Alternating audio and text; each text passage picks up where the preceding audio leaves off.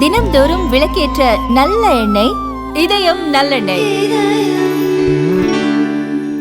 குடியரசுத் தலைவர் திரௌபதி முர்மு இன்று சபரிமலை கோவிலில் தரிசனம் செய்ய உள்ளார்.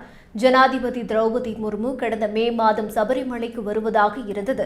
பம்பையில் இருந்து நடைபயணமாக சன்னிதானத்துக்கு சென்று சாமி தரிசனம் செய்த பிறகு ஒரு நாள் சபரிமலையில் தங்கியிருப்பார் என தெரிவிக்கப்பட்டிருந்தது.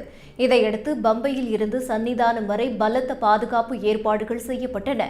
ஆனால் இந்தியா பாகிஸ்தான் எல்லையில் பதற்றமான சூழ்நிலை நிலவியதன் காரணமாக ஜனாதிபதியின் சபரிமலை வருகை ஒத்திவைக்கப்பட்டது. இந்நிலையில் ஐப்பசி மாத பூஜைக்காக சபரிமலை ஐயப்பன் கோவில் கடந்த 17ஆம் தேதி திறக்கப்பட்டது.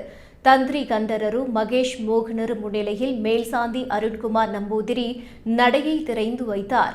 குடியரசுத் தலைவர் திரௌபதி முர்மு அக்டோபர் 21 முதல் 24 வரை கேரளாவிற்கு பயணம் மேற்கொண்டுள்ள நிலையில் இன்று சபரிமலை கோவிலில் தரிசனம் செய்ய உள்ளார். குடியரசுத் தலைவர் திரௌபதி முர்மு பம்பையில் இருமுடி கட்டி சிறப்பு வாகனத்தில் சபரிமலை சன்னிதானத்துக்கு அழைத்துச் செல்லப்பட்டு சாமி தரிசனம் செய்ய உள்ளார்.